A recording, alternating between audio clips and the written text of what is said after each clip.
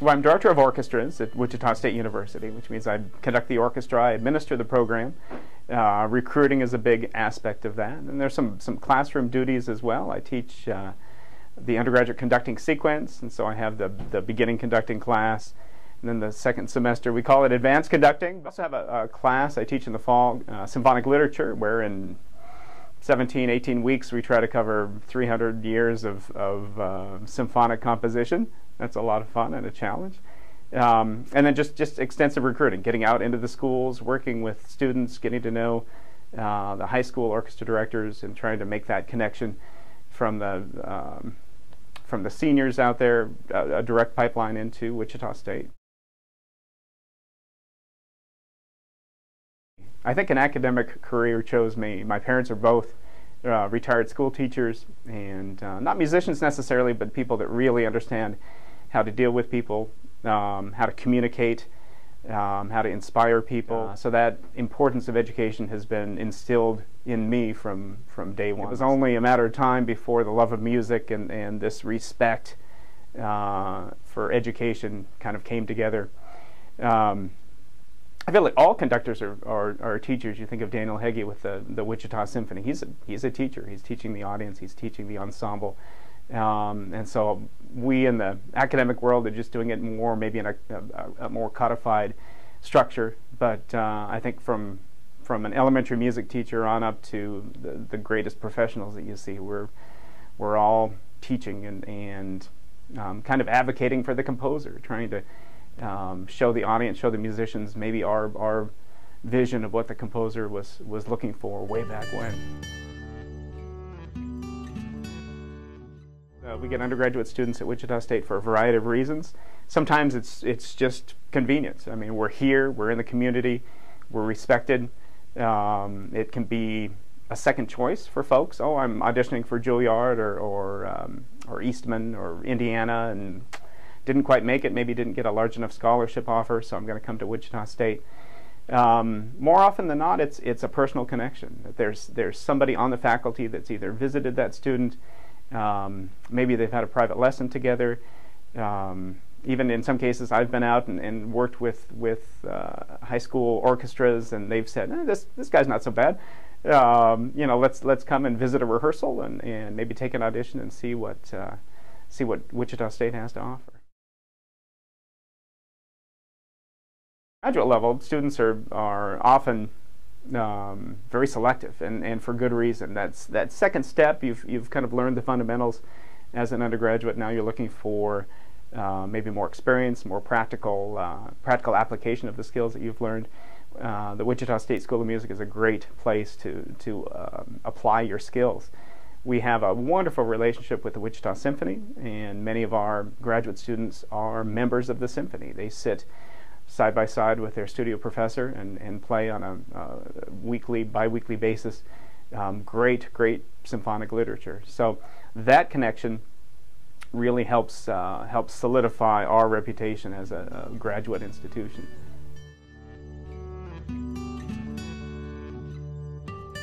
For the orchestra, the curriculum is the repertoire, and for me, it's the most challenging, the most exciting part of my job is just choosing repertoire. What is the orchestra going to play? And this has to be done in the middle of the summer, often without knowledge of exact numbers.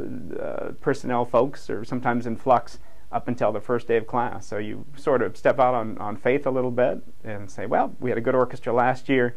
You know, I think the group can handle such and such.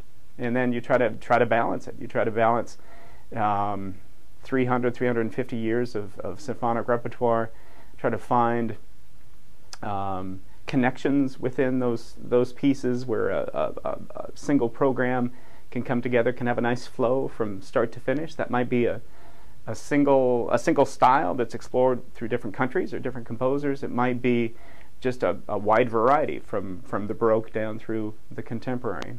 I think one of our real responsibilities is to promote new music and contemporary music, and the Wichita Symphony, maybe they don't have that flexibility because they're worried about selling tickets and subscription sales and all of that, and that's understandable. But I think at the academic level, we need to promote the music of our time. And there's a danger that symphony orchestras are turning into museums where we kind of worship and venerate the old dead white composers.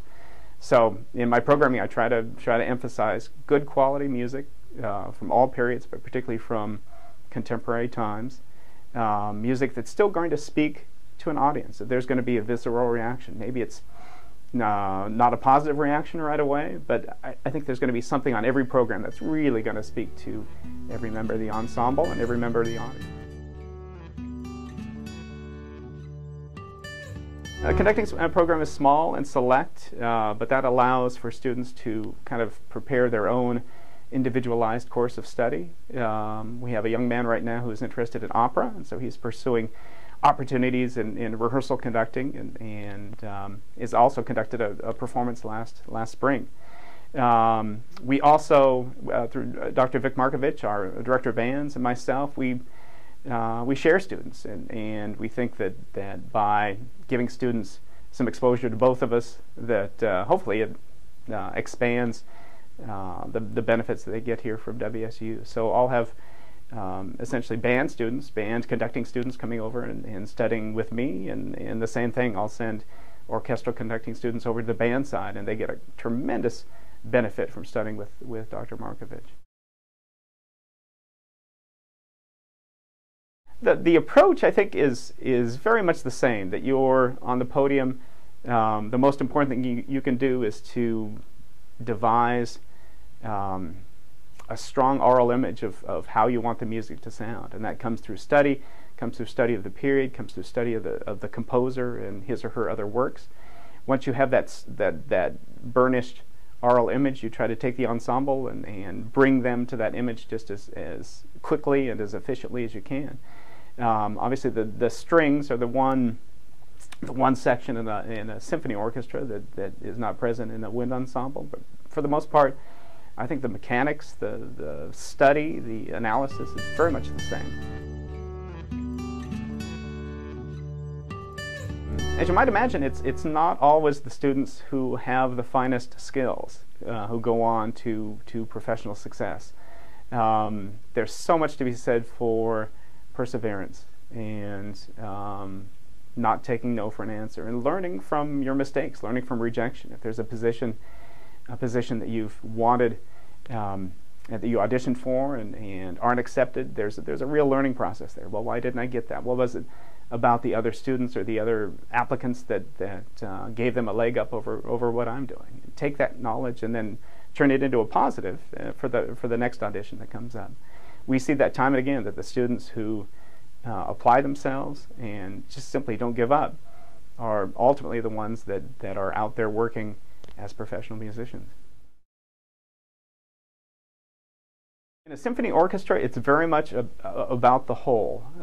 We in our dress, in the way that we conduct ourselves on stage, it's very much, we want to create an ensemble impression. I would like the audience to know about these wonderful individuals on stage, and it's probably not the correct venue for that. But we have some amazing students who've come from